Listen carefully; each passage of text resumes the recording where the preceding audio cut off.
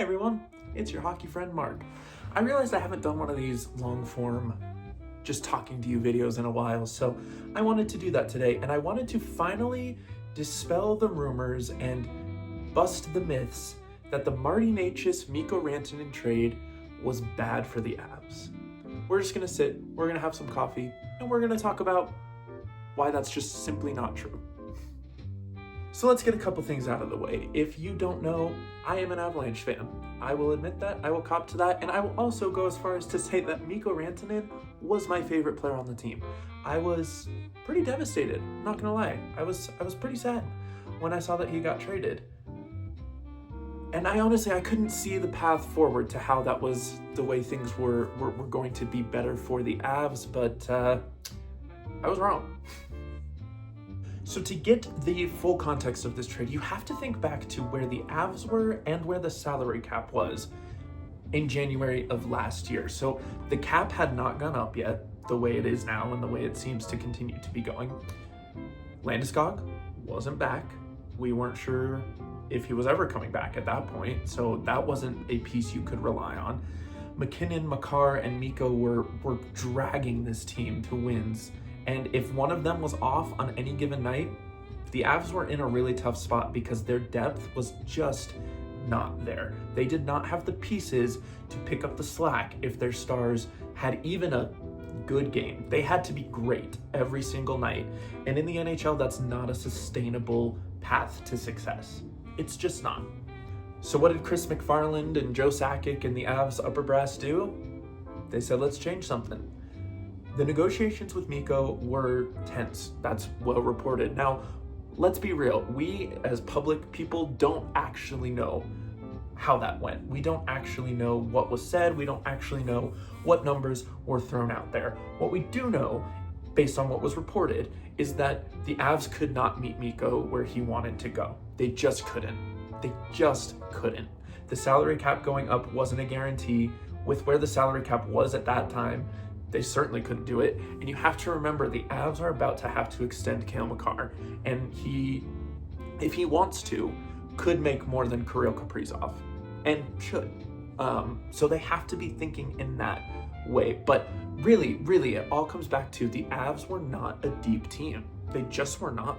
They didn't have the pieces. They didn't have the supporting cast to support their superstars. So they made the really difficult decision and traded a fan favorite, a top 15 player in the league, and somebody who had won a cup with the organization. That takes so much guts.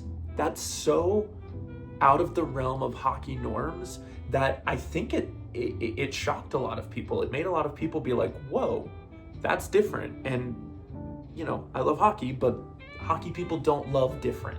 They're not big fans of different.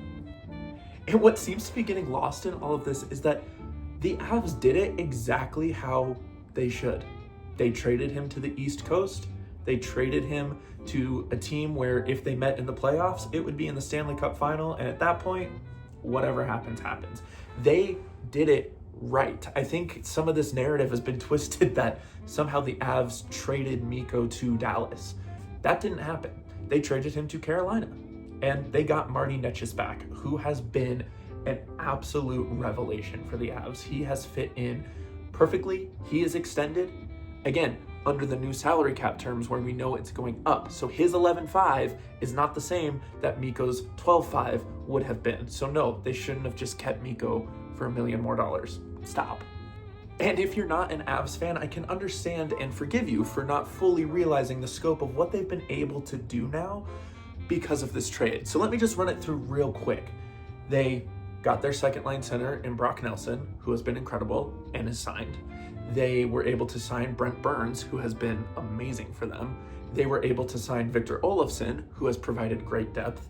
They got Jack Drury along with Marty Necas in the Mikko trade, and he's been a solid bottom six player. And they were able to extend Mackenzie Blackwood and Scott Wedgwood, who have been the best goaltending tandem in the league.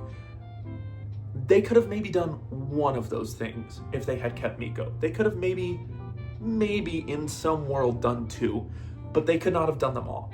And all of those moves, combined with getting Landy back, that's huge, combined with Nichushkin being really good again, combined with hitting on Gavin Brindley, are making the Avalanche into the juggernaut that they have been so far this season. It wouldn't have been possible without the Mikko trade.